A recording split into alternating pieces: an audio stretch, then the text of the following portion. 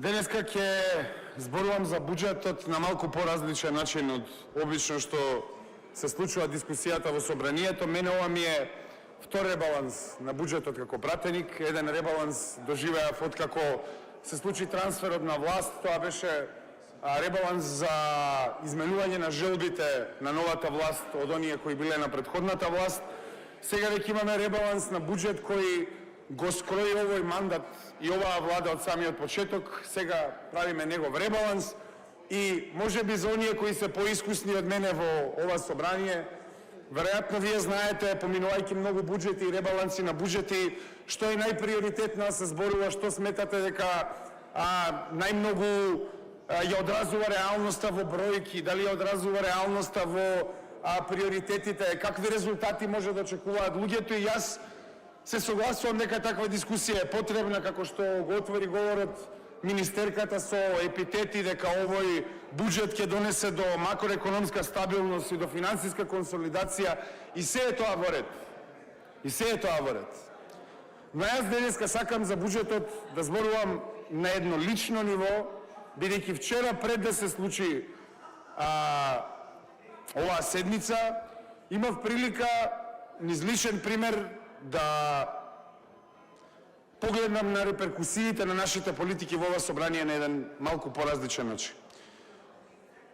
Еден брат на мој другар ќе оди да се дообразува во странство, како со многу студенти и млади луѓе во Македонија.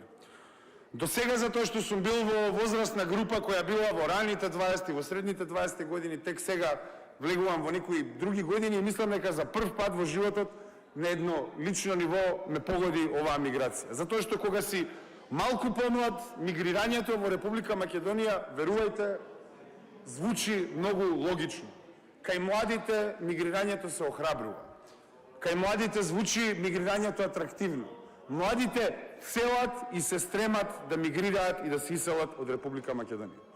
Сега веќе и во контекстот на тоа што сум пратеник, реалноста е многу потажна.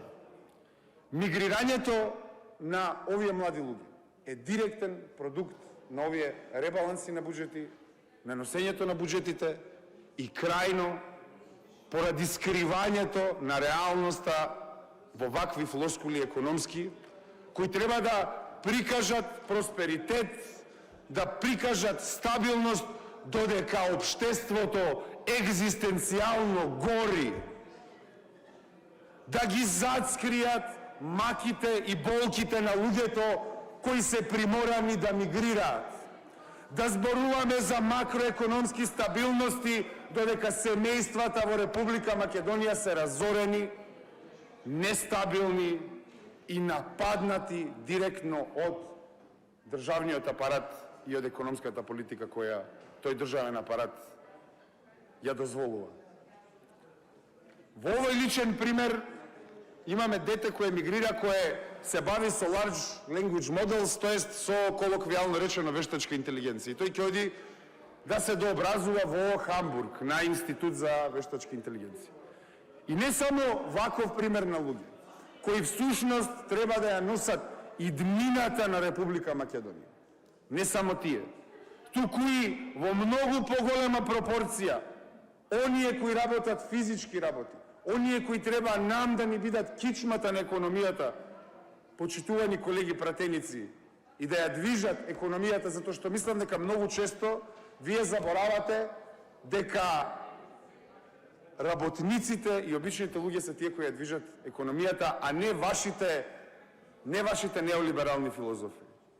И овие наши луѓе одат и работат најобични физички работи и, пежоративно ќе се изразам, чистат тук смет. А и во Македонија има многу смет за чистење кој се фарба преку вакви буџети и вакви ребаланси на бројки кои се потполно одлепени од реалноста која живеат граѓаните на Република Македонија. Овој феномен на наши работници, наши брилијантни млади луѓе кои се селат непрестајно, може да се разбери како природен феномен на миграција. Но оно што не може да се разбере е дека вашата влада во оваа година не покажа дека има било каква намера да го спречи овој тренд, да го минимизира и да го амортизира. Напротив, овие ребаланси, почитувана министерке, покрај сите работи кои ги изнесовте, овие ребаланси се катализатори на иселувањето на нашите луѓе. Апсолутно катализатори, затоа што не се разликуваат од претходните буџети. Дури ние можеме да не се согласуваме за економска филозофија, но историјата и емпириските податоци ни го кажуваат тоа. Овој ребаланс е како и претходните буџети, како претходните, затоа што одговара на интересите на една тесна клика на економско-политичката елита во Република Македонија. Во нашиот контекст мора да се напомене дека иако дискурсот во изминатите децении е дека неолиберализмот не е планска економија, тоа и не е толку вистинито. Затоа што лесефер економијата и неолиберализмот се исто така вид на економско планирање, но економско планирање за интересите на политичко-економската елита, а не за народот. Во споредба со егалитарното планска економија која сме имале претходно. И откако ги следиме овие неолиберални буџети ваши, во изминатите 30 години се имаме доведено на дното на Европа, луѓе драги.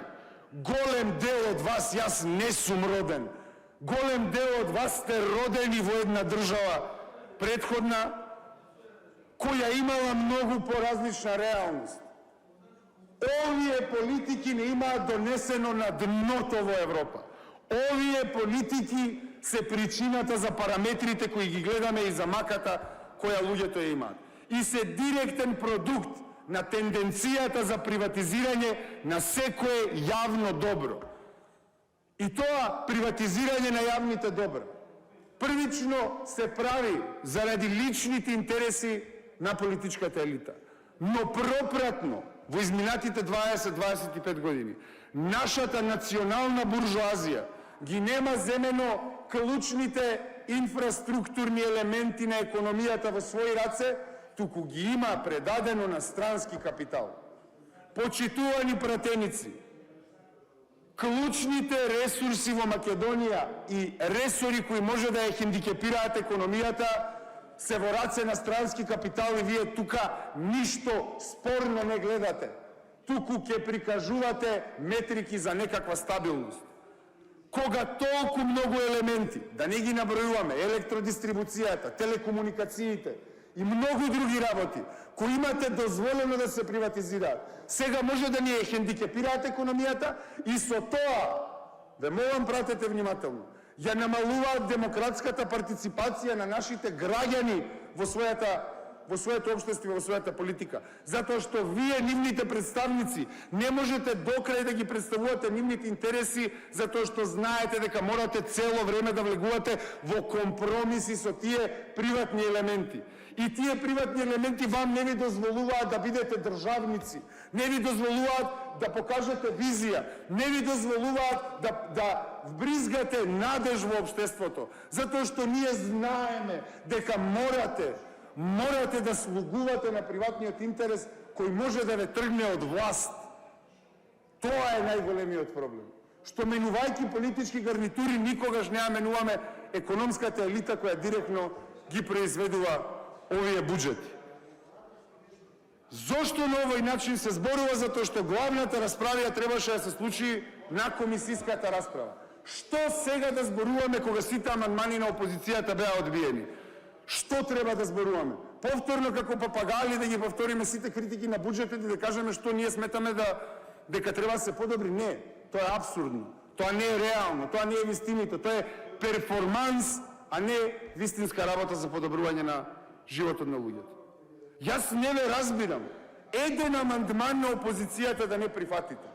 Луѓе, ова не е ваш личен домашен буџет.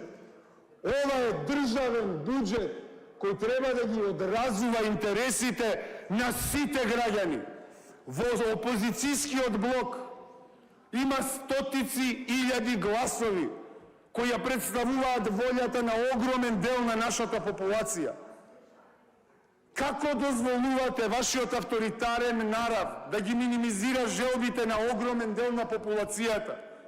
Како е можно ни еден амандман на ребалансот на буџетот да не сметате дека е сходен да се прифати? Каква е комуникацијата? Каква е комуникацијата помеѓу власта и опозицијата? Ве молам, кажете ни, кога во најклучниот, како рековте министерке, најклучниот, рековте, најважниот стратешки документ на владата и потполно ја иземавте опозицијата. Знаете ли зашто? Затоа што буџетот е претворен во ваш логистички центар за избори. Затоа што тој треба да ја одрази желбата и потребите на ВМРО-ДПМН, вреди, знам, за изборната сезона. Затоа нема диалог. Затоа ние друглуматаме демократски процеси. Сите се исклучени од демократските процеси. Народот е исклучен од демократските процеси, опозицијата е исклучена од демократските процеси и ние денеска треба да зборуваме за 2,5%, 2,6%. Нема поента.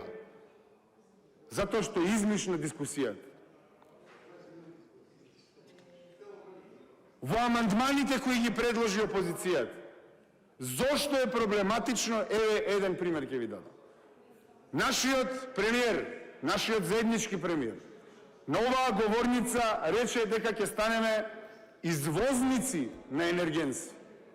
Тоа доколку е вистина, тоа би значило злато за Република Македонија. Но тоа нема да се случи.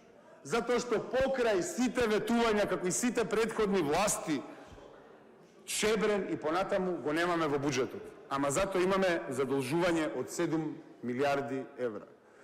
И не знам како било во држави, во собранијата на државите кои биле пред економски крах заради задолжување. Најверојатно било вака. Било досадно, некои пратеници чекале да си одат дома, некои пратеници чекале да имаат говори, владата спокојно го задолжувала народот од месец во месец, од година во година и во еден момент се случил крах.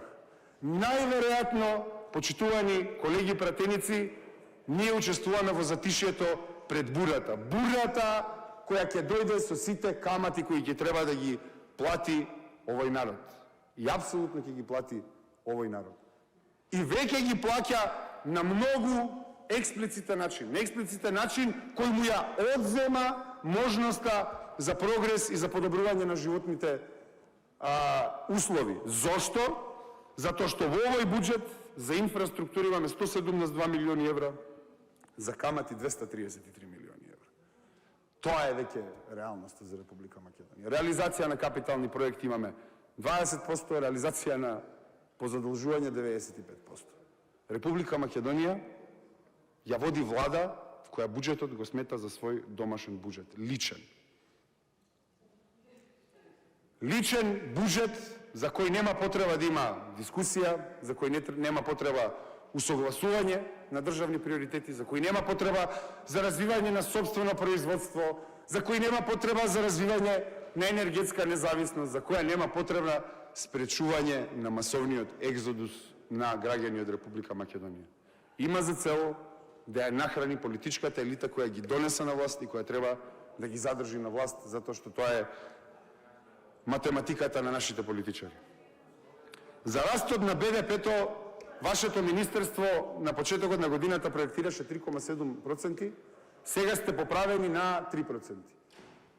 Во контекст на Западен Балкан, тоа е само над Босна и Херцеговина. Тоа веќе го дискутиравме на комисијата. Што да се коментира? Што да се коментира? Најлоши сме по регионалните параметри. Зошто сме најлоши? Затоа што повторно нашите политички партии имаат само за цел да ги задоволат своите краткорочни политички интереси и хранењето на буржуазијата. Даночните приходи кои се намалени во буџетот ни покажуваат на реалност дека оваа власт нема за цел да ги оданочи оние кои заработуваат на грбот на граѓаните. Капиталните проекти кои цело време се вртат во јавноста се истите проекти и за нив нема потреба да се зборува. Од 96-та се ветуваат клинички центри, болници во Штип, се ветуваат работи непрекидно кои никогаш не биле реализирани, нема ни да бидат реализирани. За нас оваа дискусија е потполно излишна, затоа што ние се движиме кон хуманитарна и социјална катастрофа со овие економски политики. Имаме невидливи трошаци за неопипливи проекти. Дали парите од овој буџет ќе завршат кај граѓаните и кај сиромашните? Апсолутно не. Ова е фискален документ на политичка бескрупулозност и ребаланс без визија. Овој буџет има за цел да одговори на изборната година и на ништо повеќе. Нека ни е лесно.